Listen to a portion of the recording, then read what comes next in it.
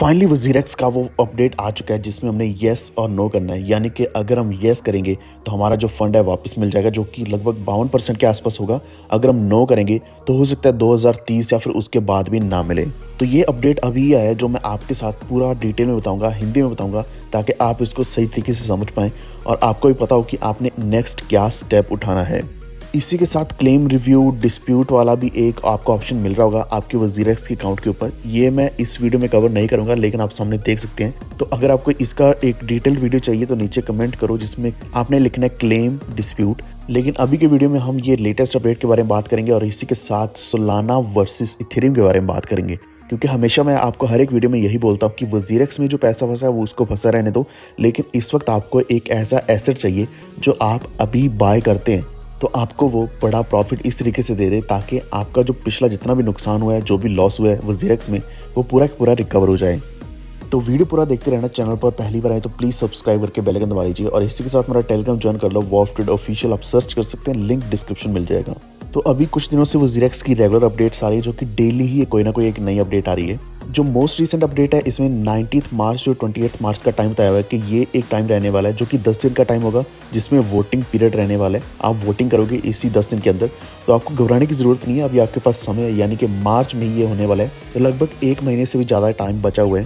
तो जैसे voting complete हो जाएगी और डिस्ट्रीब्यूशन ऑफ रीबैलेंस्ड एसेट्स ये शुरू हो जाएगा, जो कि लगभग 85% स्कीम क्रेडिटर्स को बैलेंस जो है डिस्ट्रीब्यूट किया जाएगा और ये 10 दिन के अंदर अंदर कर दिया जाएगा।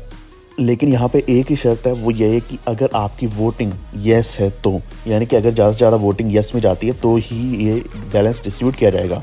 अब इसमें लॉस क्या है, प्रॉफिट क्या है, वो आपको मैं पिछले वीडियो में बता चुका हूँ कि अगर आप येस करते हो तो सिर्फ 52% ही मिलेगा, बाकी धीरे धीरे करके मिलेगा। बाकी का जो है वज़ीरेक्स के प्रॉफिट के बेसिस पर है, यानी कि जब भी वज़ीरेक्स प्लेटफॉर्म या फिर जैसे कि डेक्स किसी से भी अर्न करता है, कुछ भी अर्न करता है, तो वो हमारे बीच में डिस्ट्रीब्यूट करता रहेगा। तो अभी पूरे व्लॉग के ऊपर जाते हैं। यहाँ पे जो वज़ीरेक्स का वोटिंग वाला व्लॉग है, तो यहाँ पे यही बताया गया कि वज़ीरेक्स के यूज़र्स के पास येस और नो दोनों का ऑप्शन रहने वाला है। तो ये जो वोटिंग प्लेटफॉर्म है ये थर्ड पार्टी के द्वारा आने वाला है, यानी कि जो केरोल इश्योर सर्विसेज है इन्हीं का एक प्लेटफॉर्म होगा जिसके ऊपर हम येस या नो करेंगे। और इसका जो इवैल्यूएशन है वो भी इंडिपेंडेंट असेसर ही करेगा, यानी कि यहाँ पे वज़ीरेक्स का जो इन्वॉल्वमेंट है वो कम से कम दिखाया जा रहा है, जो कि अल्वारेज एंड मार्शल हैं, यही इसको इवैल्यूएट करने वाले हैं। तो यहाँ पे दो चीज़ें थी, एक था सिंगापुर कोर्ट से सैंक्शन मिलना जो कि मिल चुका है, और दूसरा है स्कीम क्रेडिटर्स का यहाँ पे मेजोरिटी अप्रूवल मिलना जो कि अभी होने वाले हैं। तो वज़ीरेक्स ने यहाँ पे बहुत ही बड़ी चीज़ बोली है कि एक इस तरीके का एस्टिमेटेड जो टाइम फ्रेम बनाया गया है अप्रूव होने के बाद, वो वज़ीरेक्स का फास्टेस्ट होने वाला है। पूरी इंडस्ट्री में ऐसी रिकवरी आज तक कभी भी नहीं हुई है। और इनका कहना यह है कि फर्स्ट जो डिस्ट्रीब्यूशन होने वाला है ये विद इन या फिर लेस देन ईयर में ही डिस्ट्रीब्यूट हो जाएगा। जो भी विड्रॉल फ्रीज हैं जुलाई 2024 में ये कंप्लीट हो जाएंगे। तो इनिशियल शेट्टी का यहाँ पे कहना ये है कि जो वोटिंग फेज़ आने वाला है ये बहुत ही क्रूशियल फेज़ है पूरे रिस्ट्रक्चरिंग प्रोसेस का, और इनका कहना ये है कि इनको ज़्यादा से ज़्यादा सपोर्ट चाहिए क्योंकि रीबैलेंसिंग प्रोसेस ही बहुत बड़ा प्रोसेस था। तो यहाँ पे अभी तक तो यही कहा जा रहा है कि जितनी ज़्यादा हो सकता है ट्रांसपेरेंसी, एफिशिएंसी, सिक्योरिटी लाई जाएगी रिकवरी में, यानी कि जो भी क्रेडिटर्स को अमाउंट मिलने वाला है। अब एक चीज़ यहाँ पे क्लियर हो चुकी है कि जो डिस्ट्रीब्यूशन होने वाला है वो लगभग 3 साल में होगा, यानी कि ऐसा नहीं कि एक ही बार में पूरा डिस्ट्रीब्यूट हो जाएगा या फिर 52% के बाद एकदम से 48% आपको मिल जाएगा।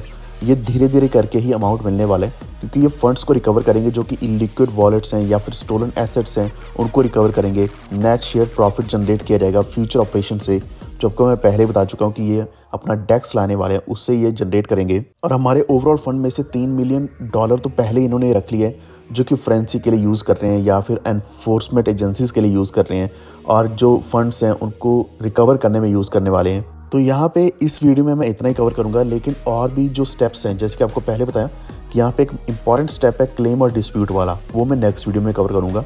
लेकिन अभी हम बात करेंगे सोल वर्सेस इथेरियम के बारे में, क्योंकि प्राइसेस बहुत ज़्यादा नीचे आ चुके हैं। ये एक सही प्राइस है अगर आप सोलाना बाय करना चाहते हैं या फिर इथेरियम बाय करना चाहते हैं, तो यहाँ पे आप एक अच्छा स्टेप उठा के एक अच्छे एसेट्स को लेकर रख सकते हैं अपने पास। तो मार्केट में देखा जाए यहाँ पे बिटकॉइन के बाद ऑल्टकॉइन शुरू होते हैं, और सबसे ऊपर जो ऑल्टकॉइन है ये है इथेरियम। इथेरियम के बाद अभी हम XRP देख पा रहे हैं, क्योंकि यहाँ पे इलेक्शन की वजह से, ट्रंप के जीतने की वजह से XRP ने बहुत अच्छा प्रॉफिट दिया, मार्केट कैप बहुत ज़्यादा ऊपर गया। लेकिन एक्चुअल में हमेशा जो टॉप ट्रेंडिंग ऑल्टकॉइन्स रहते हैं वो इथेरियम के बाद XRP, सोलाना, BNB यही रहते हैं। यानी कि इसके अलावा यहाँ पे और भी हैं जो कि USDT या USDC है, लेकिन ये तो स्टेबल कॉइन्स हैं। इसके अलावा कार्डानो है जो कि थोड़ा स्टेबल सा रहता है, यानी कि इसमें बहुत बड़ा प्रॉफिट हमें कभी नहीं मिला है। तो यहाँ पे देखने वाली चीज़ ये है कि सबसे बड़े ऑल्ट कॉइन्स कौन से अच्छे हैं। यहाँ पे मैं जो कंपैरिजन आपको करके दिखाने वाला हूँ ये इथेरियम का और सोलाना का।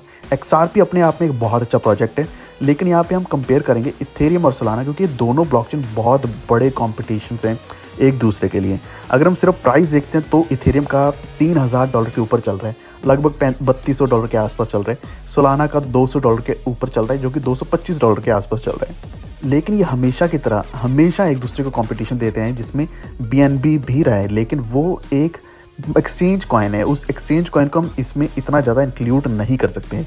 तो रियल जो कंपैरिजन होने वाला है हमारे इस वीडियो में वो है सोलाना और इथेरियम का। तो जब से मार्केट में सोलाना की हाइप बनी है, अभी 2-4 साल हो चुके हैं, तब से सोलाना को हमेशा एक इथेरियम किलर के नाम से ही जाना गया और इसने काम भी वैसा किया है। यानी कि ये बहुत बेटर ब्लॉकचेन है सोलाना अपने आप में, और इसने अपनी ब्लॉकचेन के साथ साथ जो डिफाई की कैपेबिलिटीज थी, NFT की कैपेबिलिटीज थी, जो कि पहले सिर्फ इथेरियम ब्लॉकचेन के ऊपर थी, वो अभी हमें सोलाना ब्लॉकचेन के ऊपर सारी की सारी मिलती हैं।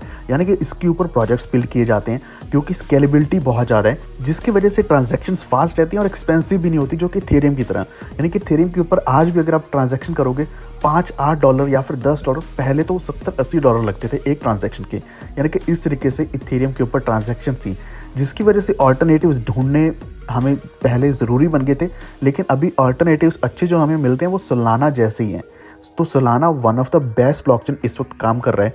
और सोलाना के ऊपर आपने देखा होगा कि जितने भी मीम कॉइन्स आते हैं या फिर AI बेस्ड कॉइन्स आते हैं या फिर AI मीम्स या फिर AI एजेंट्स आते हैं, वो बहुत बड़ा प्रॉफिट देते हैं। खासकर हमें जो बड़ा कंपैरिजन देखने को मिलेगा वो है कि जो मीम्स आते हैं, मीम कॉइन्स आते हैं सोलाना के ऊपर, उनकी वैल्यू $1 या फिर उससे बहुत ज़्यादा ऊपर होती है। यानी कि उसमें इतने ज़्यादा डेसिमल्स नहीं होते जितने ज़्यादा डेसिमल्स आपको दिखते होंगे जो कि BSC के ऊपर या फिर किसी और ब्लॉकचेन के ऊपर अगर कोई भी कॉइन आता है, तो इतना ज़्यादा सोलाना को बेटर माना जाता है।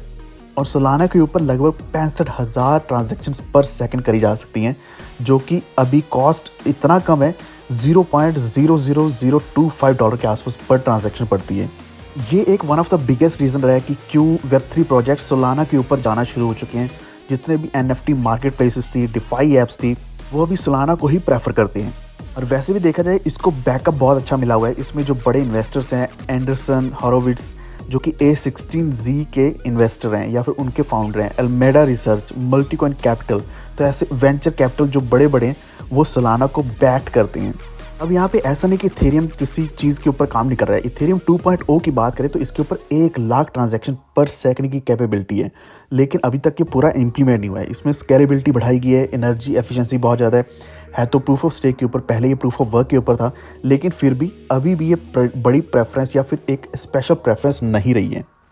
इथेरियम के ऊपर अच्छे कॉइन्स आए हैं, लेकिन अगर हम रियल वर्ल्ड यूज़ केसेस की बात करें तो सोलाना के ऊपर अच्छे प्रोजेक्ट्स जैसे कि मैजिक एडन आया जो कि large NFT market place platform है, रेडियम है one of the biggest DeFi liquidity provider है, सीरम है जो कि डिसेंट्रलाइज्ड एक्सचेंज है स्पॉन्सर्ड बाय FTX। तो इतने बड़े बड़े प्रोजेक्ट्स सोलाना के ऊपर बिल्ड किए गए हैं। ये ही एक बहुत बड़ा रीज़न बन जाता है कि क्यों सोलाना किल कर रहा है ऑलरेडी इथेरियम को। तो ओवरऑल जो डेक्स की वॉल्यूम जा रही है वो 50% से भी ज़्यादा अभी सोलाना ने कैप्चर कर लिए हैं। मीम कॉइन्स की बात करें या फिर AI कॉइन्स की बात करें, जो आपको पहले ही बता चुका हूँ, ये सब कहाँ पे हो रहे हैं, सोलाना के ऊपर हो रहे हैं। इससे पहले pump.fun आया था, या फिर जो स्नाइपर प्रोग्राम्स बन रहे थे, स्नाइपर प्रोजेक्ट्स बन रहे थे जिसके ऊपर आप हाइपर फास्ट ट्रेडिंग कर सकते हैं, वो भी कहाँ पे बिल्ड हो रहा है, वो सबके सब सिर्फ सोलाना के ऊपर आ रहा है, क्योंकि सोलाना की जो स्पीड है तो वो one of the fastest ever speed है। पिछले कुछ दिनों में हमने देखा कि सोलाना का जो TVL है वो ऑल टाइम हाई हिट हुआ है, जो कि $30 बिलियन से भी ऊपर गया है। तो इससे ओवरऑल चीज़ हमें ये क्लियर दिख रही है कि इथेरियम जो है बहुत पीछे रह चुका है as compare to latest technologies, क्योंकि इथेरियम अभी बिल्ड हो रहा है, जो कि 2.0 अभी भी बन रहा है। कुछ इंप्लीमेंट हो चुका है, कुछ अभी भी इंप्लीमेंट होना बाकी है, जिसके दौरान बहुत सारे प्रोजेक्ट्स सोलाना जैसे अभी सामने आए हैं। तो डेफिनेटली सोलाना का आज अगर आपको $225 दिख रहा है, ये 225 क्या, ये हज़ारों डॉलर तक बहुत ही ईजिली जा सकता है। और वही इथेरियम में ऐसा नहीं कि इसका प्राइस नहीं बढ़ेगा, ये $5,000 $10,000 तक भी जाएगा। लेकिन समय बहुत ज़्यादा लेगा, क्योंकि ये डिपेंड करता है कि अभी ये किस चीज़ के ऊपर काम कर रहे हैं, इसको मार्केट के लिए बेटर बना रहे हैं या नहीं बना रहे। और वही अगर हम इसको कंपेयर सोलाना से करते हैं तो ऑलरेडी वो मार्केट में बेस्ट चल रहा है। तो I think Solana is much better. आपका क्या कहना है, एक बार नीचे कमेंट करके ज़रूर बताना। और ये दोनों कॉइन्स आप बहुत ही ईजिली मुद्रक्स के ऊपर बाय कर सकते हो, लिंक डिस्क्रिप्शन में मिल जाएगा। तो उम्मीद है आपको वीडियो अच्छा लगा होगा। प्लीज़ वीडियो को लाइक एंड शेयर करके हमारे चैनल को सब्सक्राइब करके बेल आइकन दबा लीजिए। Stay tuned. Thank you.